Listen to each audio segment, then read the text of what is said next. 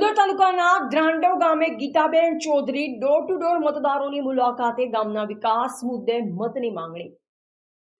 ચોટે અને ચોટે સરપંચ પદના યુવા ઉમેદવારને ગીતાબેન ચૌધરીને ગ્રામજનો આપી રહ્યા છે સહકાર. આપનો વિશ્વાસ એ જ મારો પ્રયાસ, સૌ સાથે મળી કરશું વિજ્ઞાન ટેકનોલોજીથી સાજ ગ્રામ પંચાયત તમામ સમાજ સાથે રાખી સૌની લાગણી માંગણીને મળશે પ્રતિસાદ. ઉમેદવાર કરી રહ્યા છે મોટા પરિવર્તન લાવવાનું આહ્વાન. દિયોદર તાલુકાના ધ્રાંડવ ગામના રમેશભાઈ સવાભાઈ ચૌધરી સમાજના દિયોદર તાલુકા મંત્રી છે અને આમ આદમી પાર્ટી દિયોદર તાલુકા પ્રમુખ, જેમનો રાજકીય તેમજ 18 વર્ણના લોકો સાથે સારો નાતો ધરાવે છે. જેમના વડવાઓ પણ સમાજ તેમજ 18 વર્ણમાં જેમ કે દૂધની અંદર સાકર ભળે તે જ રીતે 18 વર્ણના લોકો સાથે હળીમળી રહેતા એમના જ પરિવારના એવા રમેશભાઈ ચૌધરીના ધર્મપત્ની ગીતાબેન ચૌધરીએ ધ્રાંડવ ગ્રામ પંચાયતની ચૂંટણીમાં સરપંચ પદ તરીકે દાવેદારી નોંધાવી.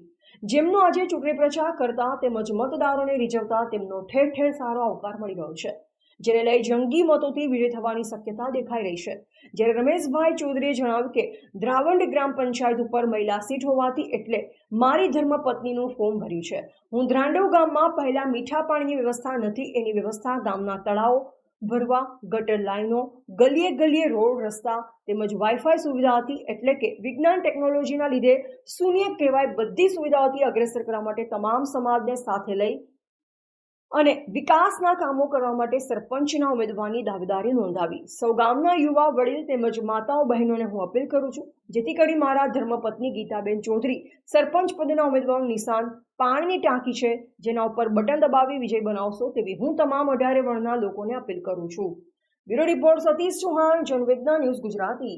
રમેશભાઈ સવાભાઈ પટેલ, ધ્રાંડવ ગ્રામ પંચાયતમાં મહિલા સીટ હોવાથી મારા ઘરનાનું મેં ફોર્મ ભર્યું છે. હું ધ્રાંડવ ગામમાં પહેલાં તો અમારા ગામમાં મીઠા પાણીની વ્યવસ્થા નથી. એની વ્યવસ્થા ગામના તળાવો ભરવા, ગટર લાઈનો, રોડ, ગલીએ ગલીએ રોડ અને વાઈફાઈ જેવી કે સુવિધાઓમાં અમારું ગામ હાલ ટેકનોલોજીના લીધે શૂન્ય કહેવાય. એ બધી તમામ સુવિધાઓમાં આપણે ગામને અગ્રેસર કરવા માટે તમામ સમાજને સાથે લઈ અને વિકાસ કરવા માટે હું સરપંચની દાવેદારી કરી છે. તો સૌ ગામના તમામ મિત્રોને અપીલ કરું છું, તમામ મતદાતાઓને અપીલ કરું છું કે મને તમારો કિંમતી મત આપી અને વિજય બનાવો. આપણા ગામના ઘણા બધા પ્રશ્નો એવા છે કે જે પાયાની જરૂરિયાત છે. ધારો કે શિક્ષણ છે, આપણા ગામમાં શિક્ષણની પણ ખૂબ જરૂરિયાત છે અને આપણા ગામમાં વર્ષોથી આજુબાજુમાં જોઈએ દિયોદર તાલુકામાં ઘણા બધા ગામડાઓ આપણા હરીફમાં આગળ પહોંચી ગયા છે. વિકાસની દ્રષ્ટિએ આપણે હજી પાછળ છીએ. તો આ વિકાસ માટે આપણા ગામમાં દવાખાનાનું જોઈએ તો પણ કોઈ સુવિધા નથી. તો એ દવાખાનાની સુવિધા માટે દવાખાના જવા ઇમરજન્સી માટે સાધનની સુવિધા એ બધું. અને ગામમાં વર્ષોથી તળાવો મોટા મોટા આવેલા છે, પણ નર્મદા કેનાલ ચાલવા છતાં તળાવો ભરવામાં નથી આવ્યા.